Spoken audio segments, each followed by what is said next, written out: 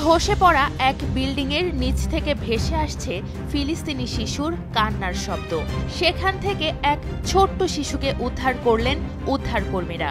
শিশুটিকে দ্রুত নিয়ে যান অ্যাম্বুলেন্স কর্মীদের কাছে। বাচ্চাটা তখনও অস্থিরভাবে নড়ছিল।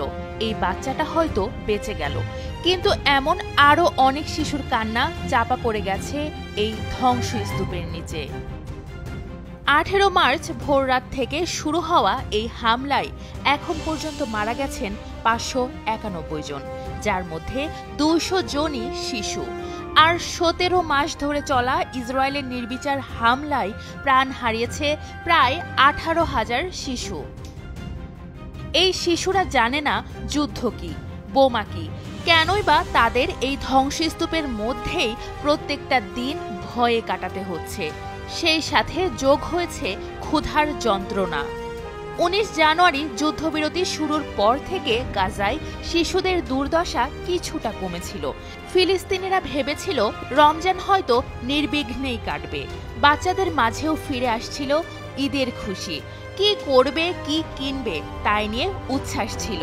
কিন্তু সেই চঞ্চলতায় ভয়ে রূপ নিল 18 মার্চ।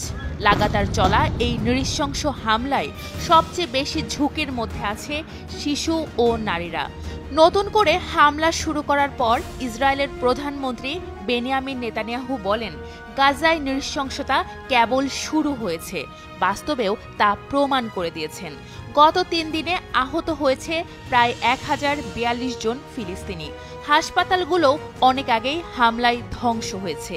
যে কয়টা টিকে আছে হিমশিম খাচ্ছে চিকিৎসা দিতে। নেই যথেষ্ট অক্সিজেন, জ্বালানি ও জরুরি ঔষধপত্র। ভেন্টিলেটর সহ জীবন বাঁচানোর জন্য জরুরি চিকিৎসা সরঞ্জামের বেশিরভাগই নষ্ট। অনেকেই মারা যাচ্ছেন চিকিৎসার অভাবে।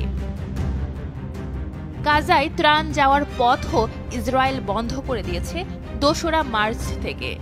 15 মার্চ এক প্রতিবেদনে জাতিসংঘের শিশু তহবিল ইউনিসেফ জানায়, উত্তর গাজার 2 বছরের কম বয়সী শিশুদের 31% তীব্র অপুষ্টিতে ভুগছে।